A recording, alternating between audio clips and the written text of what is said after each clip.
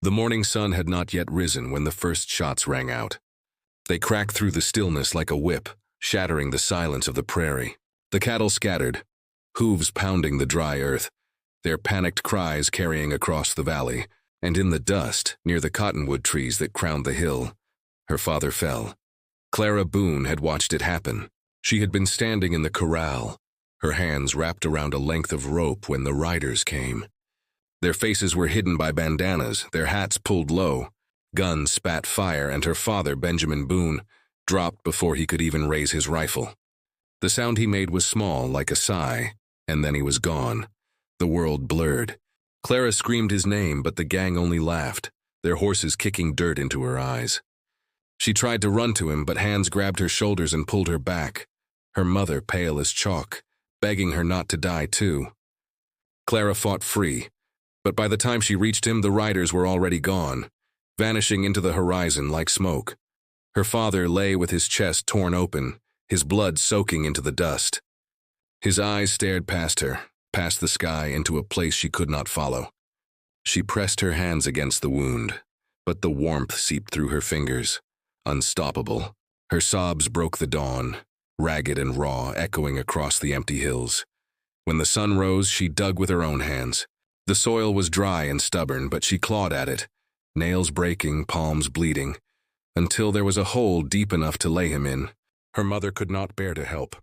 She sat rocking near the cabin, whispering prayers too soft to hear, so Clara did it alone. She pulled her father's body into the earth, covered him with dust, and marked the grave with a crooked wooden cross. By the time she finished, her dress was stiff with blood and dirt. She sat beside the grave, her chest hollow, her throat raw. The wind hissed through the cottonwoods, their leaves whispering like voices of the dead. She pressed her forehead to the wood and swore through her tears. They'll pay, every last one of them. Her voice cracked, but the vow settled deep in her bones. She could feel it burn through her grief, giving shape to her pain.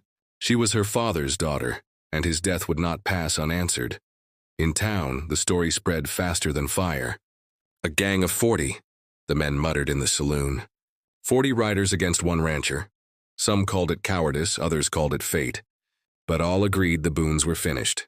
No one could fight 40 men and live. When Clara rode into town that evening, the stares followed her. She wore black already, though the mourning clothes had not yet been sewn. Dust streaked her cheeks, and her eyes were rimmed red from crying. Men tipped their hats stiffly, women turned their faces away. Whispers chased her down the street. Cursed. Too proud. Her father brought it on himself. She heard them all. She felt the heat of their judgment. And yet she rode tall, her back straight, her hands tight on the reins. She had no choice. If she showed weakness, the town would devour her alive. At the general store, she bought bullets. The shopkeeper hesitated, his eyes flicking to the pistol at her hip. "You best leave it to the sheriff," he muttered. Clara's voice was low, steady. "The sheriff didn't bury my father." That silenced him. He handed over the cartridges without another word. When she returned home, the prairie was already falling into shadow. Her mother sat by the fire, her eyes empty, her lips still moving in prayer. Clara kissed her head gently, though no comfort passed between them. She stepped outside and loaded the revolver, each click loud in the stillness. She stood by the cottonwood hill, the grave behind her, the horizon stretching endless before her. Her heart was heavy, but her hands were steady. 40 men, she whispered to the wind. 40 graves. The prairie gave no answer. Only the cry of a lone hawk circling above, and the rustle of the trees that had watched her father fall. That night, Clara lay awake, staring at the rafters of the cabin. Sleep would not come. Each time she closed her eyes, she saw her father's face, saw the dust rising from the riders' hooves, saw the blood seeping between her fingers. She turned onto her side, clutching the revolver close to her chest, and whispered again into the darkness, "I'll find you. I'll make you pay." Outside, the desert wind carried her words away, scattering them across the salt flats where thunder brewed in the distance. And somewhere beyond the horizon, 40 men rode together, laughing into the night, unaware that a rancher's daughter had sworn her soul to vengeance. The night after her father's burial, Clara Boone dreamed of hoofbeats. They thundered across her mind, pounding like war drums. shaking her from what little sleep she managed. When she opened her eyes, the world still seemed to tremble. The smell of smoke lingered in the air, sharp and bitter, clinging to her throat. She rushed outside barefoot, the revolver in her hand. The sky glowed faint at the horizon, orange bleeding into black. The ranch house down the valley, the neighbor's place, was burning. Flames climbed high into the night, licking at the heavens, sparks carried away by the wind. Then came the gunfire. Loud, brutal, men shouting over the roar of the blaze.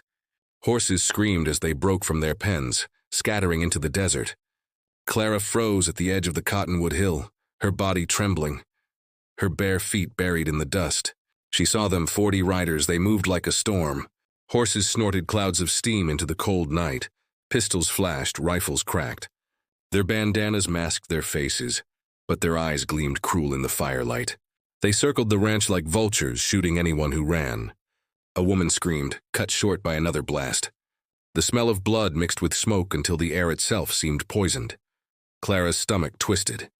Her father's killers. The same gang, the same riders, cutting through the valley with fire and lead.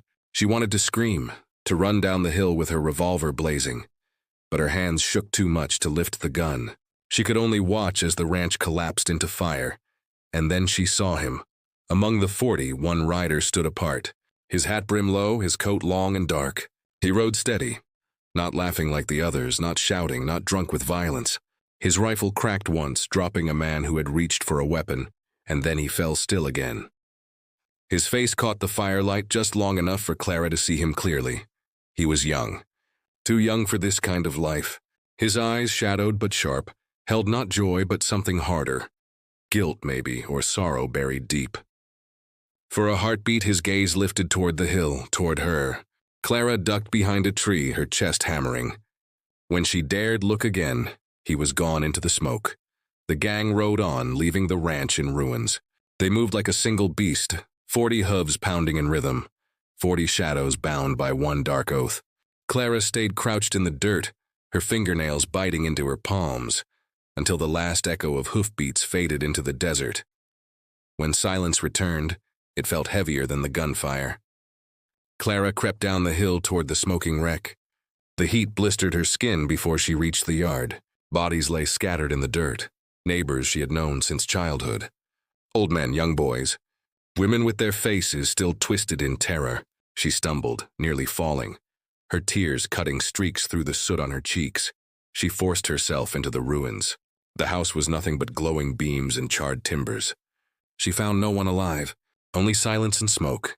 Kneeling in the ashes, she whispered, 40 men, 40 graves. The vow tasted like iron on her tongue. At dawn, she rode into town again, the smell of smoke still clinging to her clothes. The saloon was buzzing. Men gathered in thick clusters, voices low and urgent. The moment she stepped through the batwing doors, the noise fell. Dozens of eyes turned toward her. They hit Nelson Place, she said, her voice hoarse. Every soul's gone. The silence stretched, broken only by the clink of a glass behind the bar. Finally, one man muttered, 40 of them. See 'em, gang? Another spat on the floor. They'll sweep the valley clean. Clara stepped further in, her hand brushing the pistol at her side. Then help me stop them. A bitter laugh rose from the back. You, a girl? Her face burned. I buried my father with my bare hands. I walked through smoke and blood last night. Don't tell me what I can't do, but no one answered. The men turned back to their drinks, their whispers, their fear. Not one stepped forward. Not one offered his gun. Her chest ached as she left the saloon, the sting of their cowardice cutting deeper than any bullet. She mounted her horse and rode out of town, the streets already emptying as though her presence were a curse. By the time she returned home, the sky was darkening again. She tied the horse near the barn and walked to the Cottonwood Hill, standing before her father's grave. The wooden cross cast a long shadow in the twilight. I saw them, she whispered. All 40. And one of them looked at me. He wasn't like the rest, her voice faltered. She hated herself for even saying it, for feeling the weight of his gaze when she should have felt only rage. But it lingered in her mind, stubborn as a thorn. Somewhere in the desert, 40 men rode together, but one of them carried a different burden. She didn't know his name, didn't know his story. But she knew she would see him again, and when that day came, She prayed she'd be strong enough to choose between vengeance and whatever else pulled at her chest in the smoke. The saloon doors groaned as Clara Boone pushed them open. Heat, smoke, and the smell of whiskey rolled over her. The piano stopped mid-note. Conversation dropped into silence. Every man inside turned his head, their eyes cutting sharp through the haze. She walked forward slowly, her boots loud against the creaking floorboards. The revolver at her hip glinted in the lamplight. Her black dress clung tight to her figure, marking her as both mourner and threat. She kept her chin high. Though her heart beat fast, the whispers started the moment she passed. She's cursed. Boone's girl'll bring more blood. Her kind's why men die. Clara heard every word, each one pressing deeper into her skin. She forced herself to the bar, laying 2 silver coins on the counter. "Bullets," she said flatly. The barkeep, a fat man with sweat rolling down his neck, glanced at the coins, then at her face. His lips curled, not in a smile but in disgust. "We don't sell bullets to widows and girls." Her jaw tightened. "Then sell them to someone willing to fight."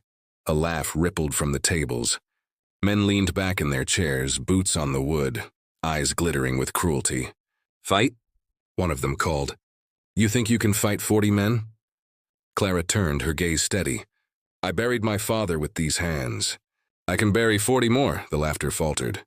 Some smirked, others muttered, but none stepped forward. No one offered a hand, no one offered a bullet. Their cowardice choked the room like smoke.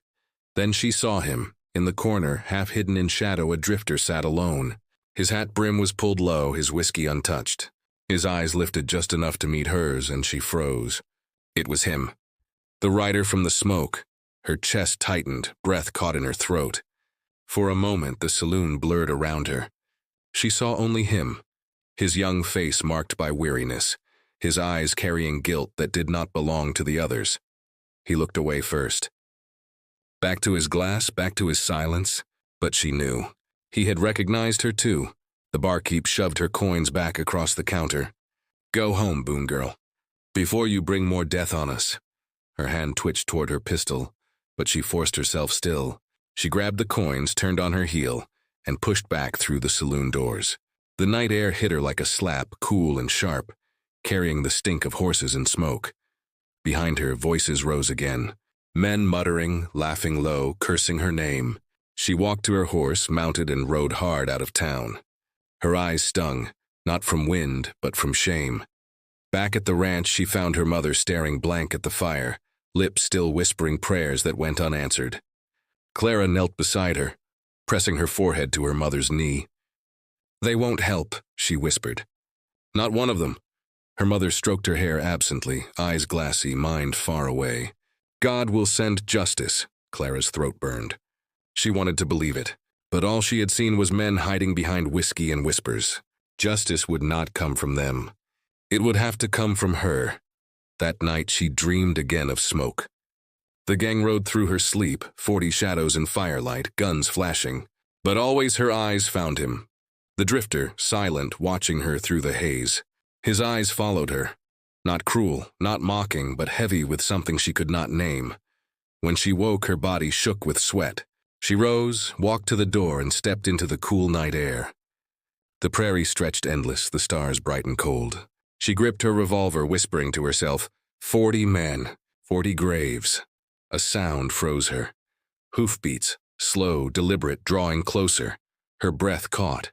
She raised the pistol, heart hammering. Out of the shadows, a rider emerged. Hat brim low, shoulders broad, horse dark as midnight. He stopped at the edge of her yard, silent in the starlight. For a long moment, neither spoke.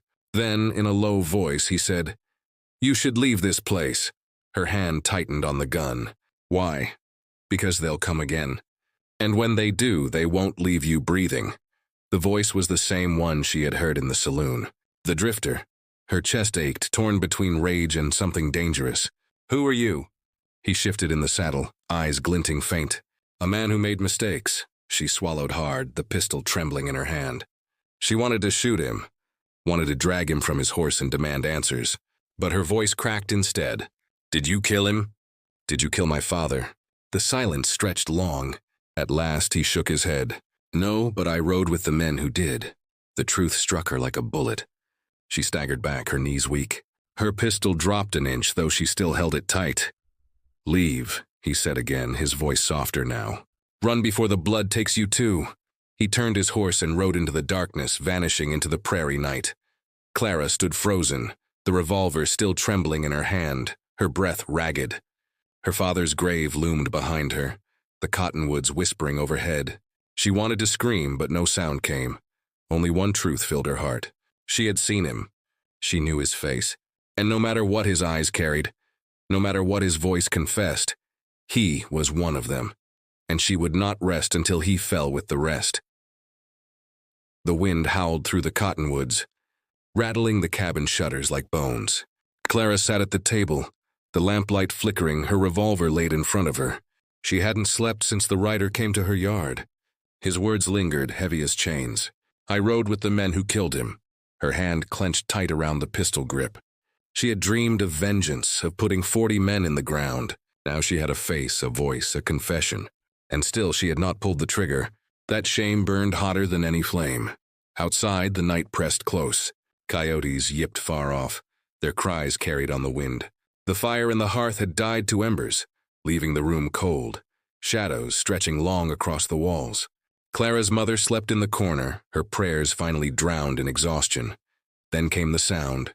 Footsteps on the porch. Slow, heavy. The boards groaned beneath the weight. Clara's heart jumped into her throat. She snatched the revolver, cocked the hammer, and aimed it at the door. Silence. Then a scrape. Metal against wood. She crept closer, her breath shallow, her bare feet soundless against the floorboards. She leaned against the wall beside the door, pistol raised. Another scrape. She risked a glance. The moonlight shining through the cracks revealed it. A knife carving into the wood. The sound was steady, deliberate. Not random, not wild. Someone was leaving a message.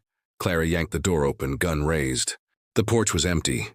Only the cold wind and the creak of the cottonwoods. Her eyes dropped to the door frame where the blade had left its mark. One word. Her stomach turned to ice. She spun, searching the shadows, but saw nothing. The prairie stretched endless, silent, the night too still. Whoever had been there was gone, swallowed by the darkness. Her hands shook as she lowered the revolver. She shut the door hard, bolted it, then traced the carved letters with her fingertips. The knife had bitten deep, deep enough that the wood would never heal. Behind her, her mother stirred. "Clara?" Her voice was weak, frayed. "Go back to sleep, Mama," Clara whispered. "It's nothing." But it was not nothing. It was a promise. The next morning, Clara rode into town with the revolver strapped at her side. The people stared more openly now, their whispers no longer hidden. The preacher's wife spat near her boots. A group of men turned their backs as she passed. The message carved into her door had spread already. The town believed she was marked. At the blacksmith's, she demanded nails and planks to reinforce the windows. He shook his head. "Ain't no wood strong enough to stop 40 men, girl." "Then give me iron," she snapped. He hesitated, then shoved the nails across the counter. "Iron won't save you either." She left without another word, her blood boiling. Their cowardice enraged her. Their judgment cut deeper than the knife in her door. But beneath the fury lay something sharper still, fear. That night she reinforced the cabin, hammering the boards until her arms ached. Her mother watched silently, lips pressed thin, offering no prayer this time. When darkness fell, Clara sat again at the table, revolver ready. Hours passed. The wind rose and fell. The cabin creaked, groaned, settled. Then faint but clear came the jingle of spurs. Her breath caught. She moved to the window, peering through a crack in the boards. A shadow stood at the edge of the yard. Tall, broad, hat brim low. The same rider. The drifter. His hand rested on the butt of his revolver, though he did not draw. He stood still, silent, watching the cabin. Clara lifted her pistol, aimed through the crack. Her finger hovered on the trigger. One shot. She could end it now, but she froze. Even through the dark, she saw his face clearly enough. Saw the weariness carved into it, the sorrow buried in his eyes. He was one of them. But he was not like the others. She lowered the pistol an inch. Just an inch. He turned, swung into the saddle, and rode off into the night. Clara sank to the floor, pressing her back against the wall. Her hands shook, tears burning hot. She hated him. She hated herself more. In the morning, she checked the porch again. Another mark had been carved just beneath the first. 2 words now, leave or die. Her vow burned hotter than ever. She pressed her hand to the letters, whispering through her teeth, "I'll not leave, not while you breathe." The prairie wind carried her words away, but the promise stayed in her chest, sharp as steel. The barn smelled of hay and iron. Dawn had not yet burned the cold from the air. Clara moved like a ghost through the stalls, boots soft on the packed dirt. The horses stamped and whickered, uneasy. Sensing the thin thread of danger that hung over the ranch, she kept her revolver close, fingers curled around the grip until the leather bit her skin. He waited where the moonlight fell between 2 stacks of hay. The drifter, young, lean, coat still smelling of smoke and dust, leaned with his shoulder against a post. He had come that night without fanfare, slipping past the carved warning, and Clara had caught him before he reached the fence. She had pointed the pistol first and asked questions later. His hands had been empty. His eyes had been honest and too tired for a man who rode with killers. "You shouldn't be here," she said, the words sharp as a blade. Her voice didn't tremble, though everything beneath her ribs trembled like a trapped animal. The ranch felt fragile. Her vow felt fragile. The balance between punishment and mercy felt fragile. He lifted his chin. "Neither should you," he answered. His voice carried the ghosts of other nights, of fires that painted the plains orange, and of men who laughed over blood. "I thought you'd left." "I'll leave when there's no breath left in my chest," she said flatly. She took a step closer until the smell of smoke on his coat filled her nostrils. His gaze followed her like a shadow.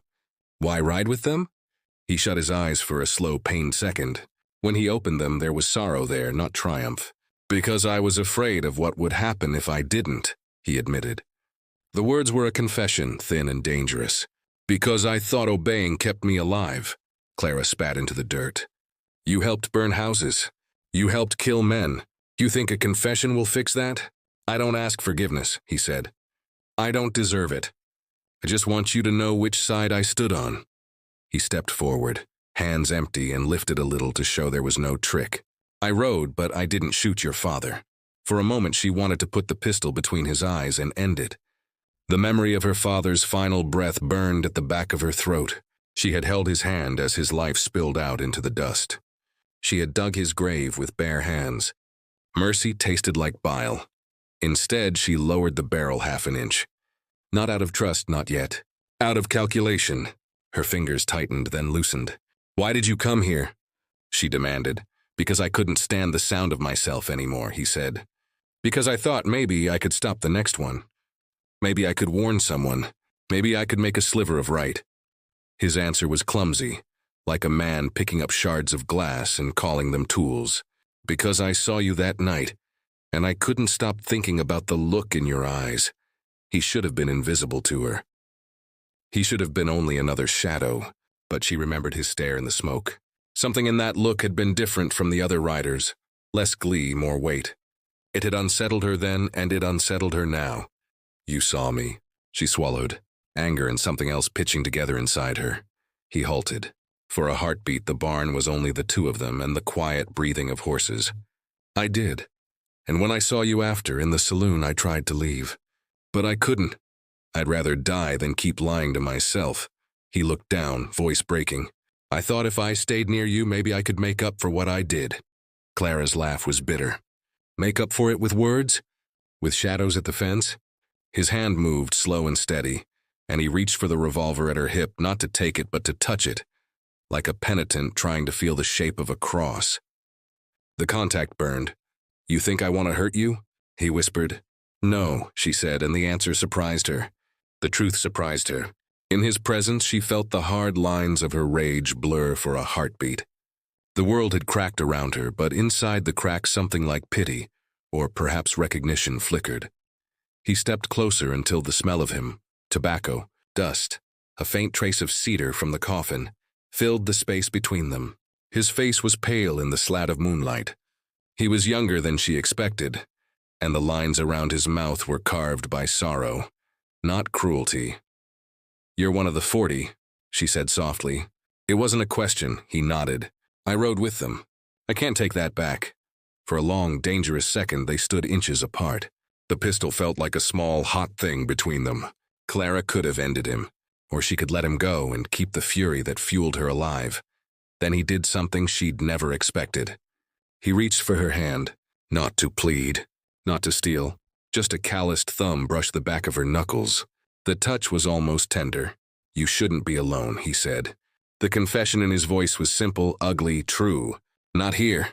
She pulled her hand away like the touch burned. Her chest ached with betrayal, with longing, with a dangerous thread of something that had nothing to do with the righteousness of vengeance. She hated him for breaking into the clean line between anger and mercy. "You're dangerous," she said, though she knew there were other faces worthy of that word. "Go." He tilted his head. "And you are reckless. That's why you'll survive this. But I can't stand by if they come again." He moved as if making a vow, his silhouette hardening. "I'll fight." Clara's laugh this time held no humor. "You'll fight for me. After you rode with them?" "I'll fight because I want to stop being a coward," he said. "Because I owe more than words." He swallowed. "Because when I saw your father die, I saw what I'd become." They looked at each other like men at the lip of a cliff, equal parts fury and something that could sink them both. The barn felt too small for all that history collapsing into a single breath. Before she could answer, a shout ripped across the yard, sharp, panicked. Hoofbeats thundered, closer than they should be. The riders had found them. The moment splintered. He kissed her then. It was desperate and sudden, as if the world had shortened into that single motion, and both of them were trying to buy time with a mouthful of breath. The kiss was bruising and soft all at once, a collision of regret and hunger, and a plea for redemption. Clara's knees buckled with the force of it. She tasted smoke and metal and the ghost of her father's blood. The pistol clattered to the dirt unnoticed where she'd held it, and for a breathless second, nothing else existed. Then the barn door burst open. Light and noise spilled in. The other riders, thick as thunder, poured into the yard, shouting and raining hard. The drifter toppled back, stumbling away from her as men swarmed toward the barn. Clara snapped awake from the stunned daze that followed the kiss. She grabbed the fallen revolver, firing into the dusk. The world exploded into movement. Men hollered, pistols stoked, horses crashed. The drifter dove for cover, his face a flash of guilt and fear and something else she couldn't name. She fired until her arm burned. Bullets chewed the air, punched the wood, and scattered dust. Men fell, cursed, fled. When the last horse screamed into the night, Clara sank back against the hay bales, lungs ragged, hands stained with grit and gunpowder. The drifter crawled to her side, wounded, his shirt torn, blood dark at his ribs. His breath came shallow. He looked at her, and for a wild second there was gratitude there, and something that resembled tenderness. "You saved me," he rasped. "You're one of them," she said, and her voice shook. He tried to smile, an ugly, small thing. Not anymore. Outside, the ranch lay in ruin and red dawn edged the horizon. Inside the barn, the air was thick with smoke and the scent of a kiss that shouldn't have been shared. Clara held the revolver in both hands, the weight anchoring her. She had tasted something forbidden, and the taste lingered like salt. She wondered then, with a clarity that cut her like glass. Vengeance could end the men who rode in the smoke. But what of the hollow that remained after all the killing was done? Who would fill the silence then? The night bled into dawn. The sky burned red at the edges, as if the sun itself rose out of fire. Clara Boone stood on the salt flats, pistol heavy in her hand, her black dress whipping in the morning wind. Around her, the world reeked of smoke, sweat, and blood. The battle had come swift and brutal. The gang had descended on the valley before sunrise, 40 riders strong. Their shouts had shaken the earth, their rifles cracked like thunder. Clara had stood in the barn doorway, revolver raised, her heart pounding with fury and dread. She had sworn 40 graves. Now the flats were littered with them. Bodies sprawled in the dust, horses screamed as they scattered. The air shimmered with gun smoke, and the salt flats glowed white beneath the rising sun, stained red where men had fallen. Clara's arms ached from firing.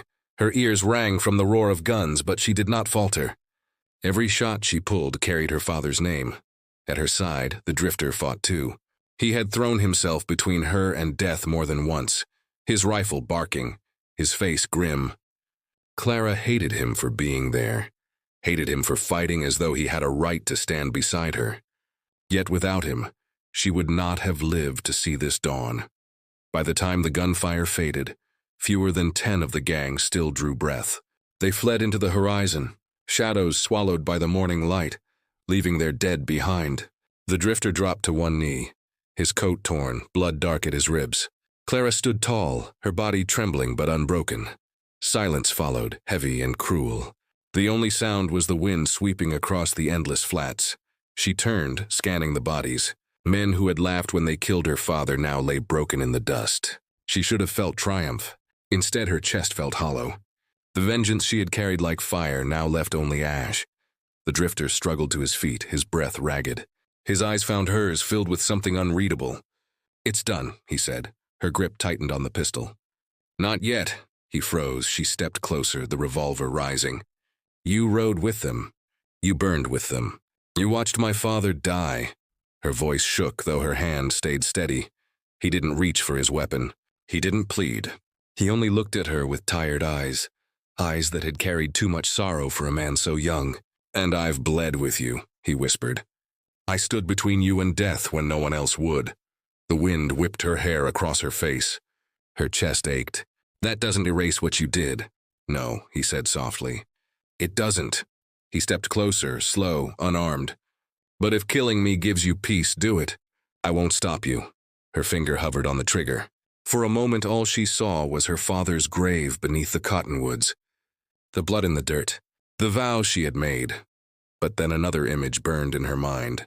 The drifter throwing himself into the fight, his body shielding hers, his rifle cutting down the men who would have ended her. The kiss they had shared in the barn, desperate and wrong, lingered on her lips like smoke. She wanted to hate him. She wanted to end him. Yet her heart ached with something crueler. The knowledge that he had become part of her vow, part of her grief, part of her blood. Tears blurred her vision. "Give me one reason," she whispered. "Why I shouldn't put you in the dirt with the rest." His voice cracked as he answered. "Because I loved her once like you loved him. And when she burned, I lost myself. But when I saw you, Clara Boone, I remembered what it meant to fight for something instead of against it." The flats stretched silent around them. The bodies, the blood, the empty horizon, all waiting for her choice. She closed her eyes, breath shaking, the pistol trembling in her hands. She thought of her father, thought of the 40 graves she had sworn, thought of the silence that would follow. Then, slowly, she lowered the gun. The drifter's breath left him in a shudder. Relief, sorrow, maybe both. He swayed on his feet, the wound in his side bleeding fresh, his strength failing. Clara caught him before he fell, her arms trembling under his weight. Together they stood on the flats as the sun climbed higher, washing the world in merciless light. 40 men lay dead, but the oath that had bound her heart was broken in a different way. She had spared one. She whispered his name, finally asked it, finally heard it, and when he answered, it broke her in two. Clara Boone stood over the salt flats at dawn, her pistol smoking, her dress torn, her soul carved hollow by vengeance. She had her justice. She had her blood.